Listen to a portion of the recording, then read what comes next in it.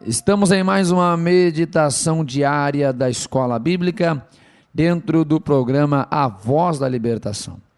E o tema de hoje é: Deus nos enriquece com seus cuidados.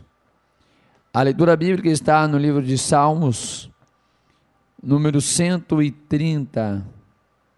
Diz assim a palavra de Deus: Das profundezas a ti clamo, ó Senhor. Senhor, escuta a minha voz.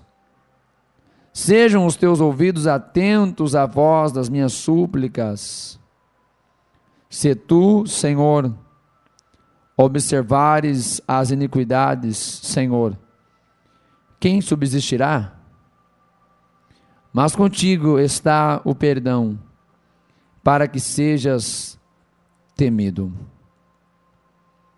Neste salmo, encontramos uma pessoa que profere a sua oração penitencial como pedido pessoal de perdão, pois ele confia que este Deus é perdoador, que olhará para ele onde quer que ele esteja e derramará sobre a sua vida a misericórdia e a graça de que ele necessita.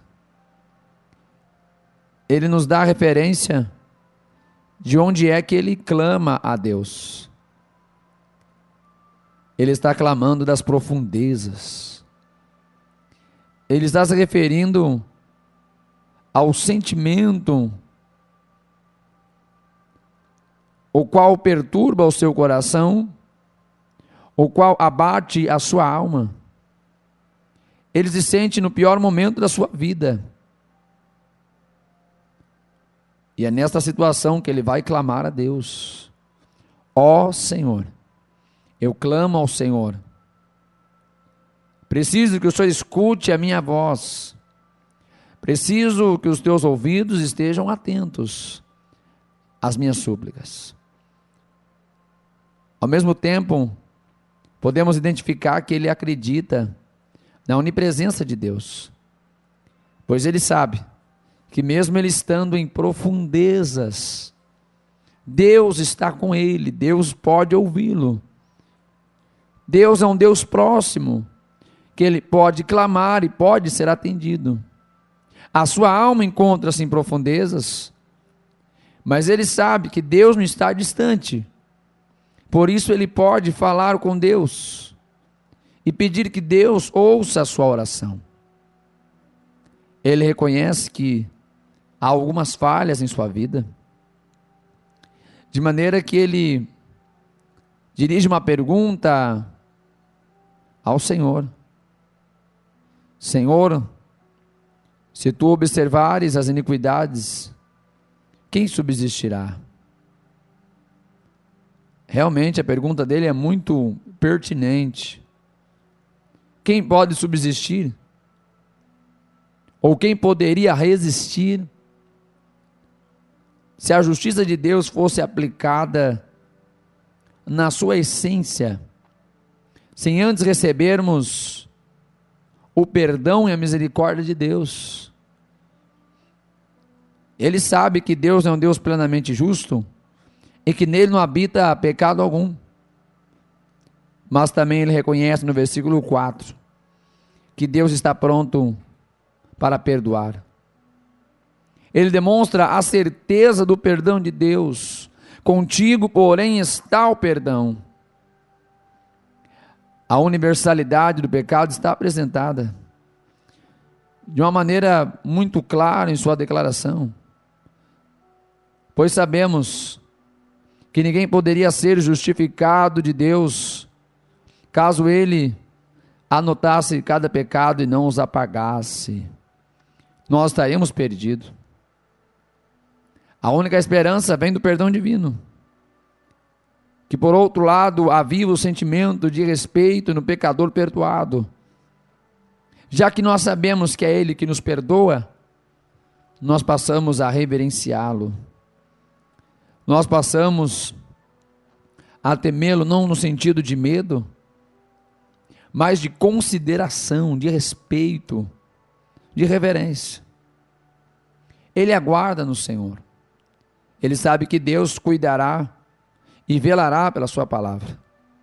Versículo 5: aguardo o Senhor, a minha alma o aguarda e espera na sua palavra. Observe na insistência do salmista em aguardar, em esperar. Ele vai se dirigir 3 vezes quanto a sua paciência no Senhor. Aguardo o Senhor, a minha alma está aguardando o Senhor, eu tomo a decisão de te aguardar, os meus sentimentos, a minha razão, passa a aguardar e a esperar a ação do Senhor, e eu acredito na sua palavra, eu espero na sua palavra. A minha alma anseia pelo Senhor, ele diz no versículo 6, mais do que os guardas pelo romper da manhã, sim, mais do que aqueles que esperam pela manhã. Há um anseio muito grande pela presença do Senhor.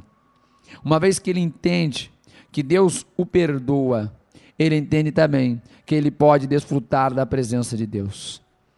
Existe uma expectativa de esperança. Ele aguarda no Senhor, espera na palavra de Deus. O senso de expectativa está fortemente enfatizado pela repetição das frases.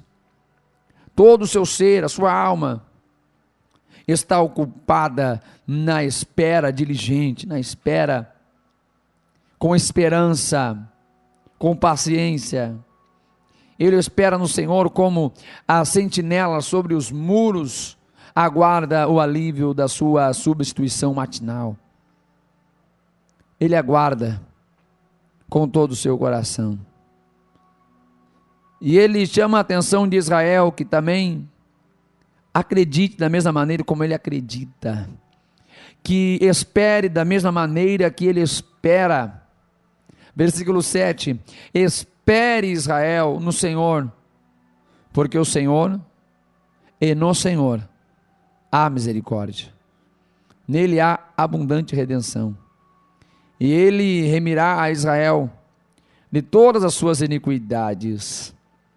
Agora ele está ampliando a sua experiência, aquilo que ele desfrutou de Deus no seu âmbito pessoal, no seu dia a dia, na sua experiência de vida, ele agora apregoa isso a toda a nação de Israel. Assim como ele esperou no Senhor, ele chama a atenção de que Israel também espere no Senhor. Assim como ele reconheceu ser alcançado pela graça e pela misericórdia, ele também atribui isso a Israel, para que Israel entenda que Deus terá misericórdia e que não faltará a redenção do Senhor sobre eles, pois de fato, afirma ele, o Senhor remirá Israel de suas enfermidades.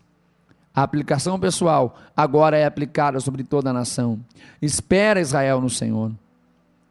Os pensamentos do salmista voltam-se para os outros que praticam e precisam alcançar a misericórdia que ele alcançou, que precisam ter a confiança que ele teve. À vista da bondade e abundante redenção do Senhor, ele pode afirmar que Deus remirá Israel de todas as suas iniquidades, das profundezas e do desespero. Ele clamou ao Senhor. Muitas vezes o desespero nos faz sentir isolados de Deus, mas este é o preciso momento quando necessitamos mais de sua ajuda. Essa foi a experiência do salmista. No momento de desespero, de desprezo, de dor, de solidão, ele entendeu que a melhor coisa a ser feita era buscar a Deus, ainda que ele reconhecia que havia falhas sobre ele. O desespero pelo pecado não nos deve levar à autocompaixão, fazendo que pensemos mais em nós do que em Deus. Este é um grande problema. Em vez disso, nós devemos levar a confissão e depois a misericórdia, confessar a Deus o pecado e alcançar a misericórdia, o perdão, a redenção de Deus. Quando somos afligidos por um problema, a autocompaixão só incrementará a desesperança. Entretanto, o clamor a Deus volta a nossa atenção ao único que na verdade pode nos ajudar. Olhar aos pecados como quem os guarda é como construir uma muralha entre você e a outra pessoa. E é quase impossível falar com franqueza enquanto esteja levantada esta parede. Quando Deus nos perdoa, Ele faz isso por completo. Derruba qualquer muro existente entre nós e Ele. Deus não guarda uma lista de nossos pecados. Portanto, temê-lo, no sentido de reverenciá-lo. E mesmo assim, mesmo nós o consideramos quem Ele é, na sua essência, na sua santidade, na sua justiça. Mesmo assim, nós podemos chegar diante dEle e confessar aquilo que nós erramos, para que pela sua justiça sejamos justificados. Quando orar, saiba que Deus não guarda nada contra você. As linhas de comunicação estão todas abertas. Onde você estiver, pode abrir o teu coração e falar com Deus. Ele está pronto a nos perdoar e a nos socorrer, ainda que estejamos em profundas e densas trevas. Se nós o clamarmos com reconhecimento da necessidade de sua graça sobre nós, eu tenho certeza que Ele nos atenderá.